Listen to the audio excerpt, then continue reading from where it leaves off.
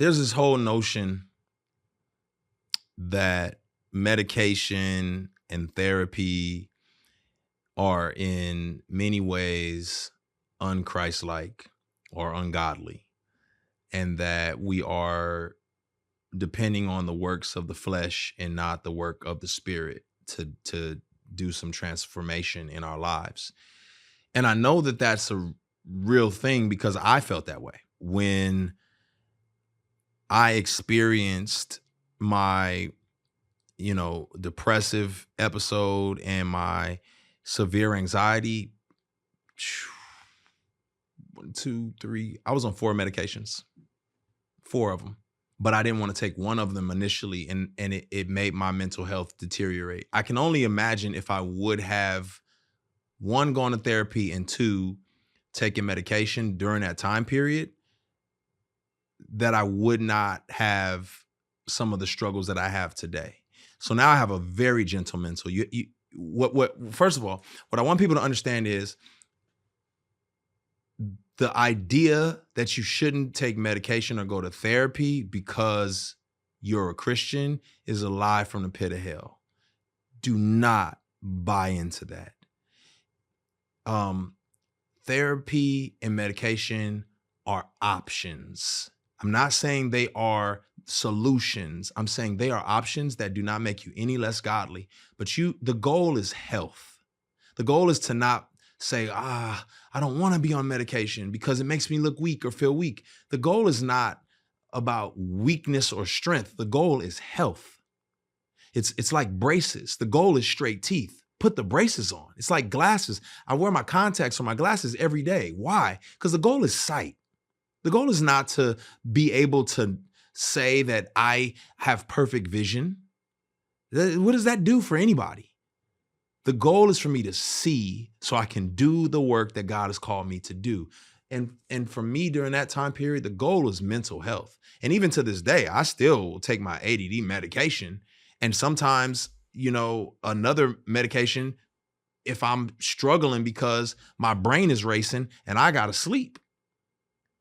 I mean, if I don't have to take it, great, because obviously I don't necessarily want to have to put supplements. It's not like my body is craving, chemicals. God didn't design us to crave chemicals, but at the same time, God didn't design us to wear glasses, pieces of glass that we're seeing through every day, right? That's not what he designed us for. But some of us have to do that. And why? Because the goal is health. And what I would say to some folks out there, some people have heart conditions. Would you tell a person with a heart condition to not take their blood pressure medicine, or they had a couple strokes, you tell them not to take that medication? Would you tell them to not go to see a doctor because of their heart condition? I think you would think that would be crazy. That would be asinine to tell someone, do not. That's not godly. You need to just pray for your heart. Don't take medication. Don't see a doctor. I think part of the problem for us is that we have misconstrued the brain with the spirit. The brain is not the spirit. Your brain is not your spirit. It's not your soul. And honestly, that's more of a secular mindset. A lot of secularists think that if we can just preserve the brain and put it in another body, or somehow keep the brain preserved, then we can keep the human alive. That's not biblical. We're alive because God breathed into us.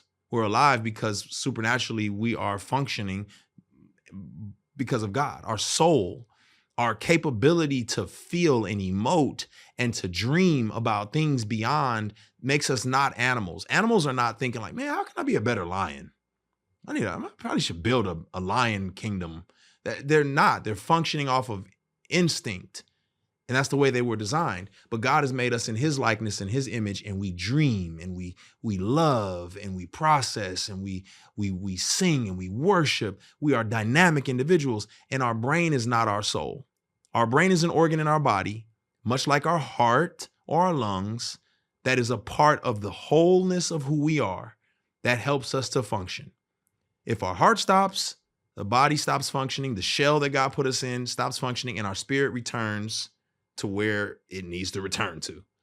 If our brain stops, if our lungs stop, the spirit goes where it needs to go. But the heart is not the human. The brain is not the human. These are organs that God has given us that have dynamics that make us a lot of who we are. So we take care of our brain, people. You take medication for your brain if it's necessary. You take medication for your heart if it's necessary. You go to therapy, physical therapy for your arm because you hurt it. You go to therapy for your brain, right? To help you process. And listen, we don't fully understand the human brain. Like neuroscientists don't even fully understand it. It's dynamic. But how can we? How can you explain sperm and egg creating a whole new life? It's miraculous. We don't fully grasp it. We're finite beings. So we do the best we can with what God has provided us with. So do not buy into the lie that you don't need to take medication or you don't need to go to therapy. That is an option available to you. And if you need it, take it. But do not feel less of a Christian or less spiritual because you did not. Because I would not be sitting here talking to you had I not done it. The way I had to think about it was like a cast. And I needed a cast on my arm so it can heal, so it can function back in normal way. I needed a cast on my brain. And that's what that medication was for me in that period of time. I needed a cast because my brain kept spiraling into depression or into anxiety. I was having disassociation where it was like I was alive, but I felt like I was outside of my body. I was literally thought I was going crazy. And all of it, only thing I could think of was the best thing to do is end it all so I don't have to live like this anymore. And what the medication did was it stabilized me, made me be able to sit in therapy and hear the truth of God and hear who I was and deal with my past and deal with my trauma and get some healing to where little by little, oh, I don't need to take this anymore. I don't need to take this anymore. Or maybe I do need to take this. But whatever. The point is, I wouldn't be here right now. If I've ever said anything that has been impactful or life-altering for you, it wouldn't have been said in this season of my life if I hadn't taken that medication. Some of your favorite people, theologians, leaders, are probably taking medication or have. That's just the reality. And there's nothing unspiritual about that. One of my favorite theologians, Tim Keller, passed away from cancer. And I'm sure in his final days, he was taking medication in hopes to get better, in hopes to heal and to function. And we would not scrutinize him for that. He wasn't less godly. It was a means of grace that God provides to us. Use it, don't abuse it. Don't be dependent on it. Be thankful to God that he provided it, and heal and become who you need to be.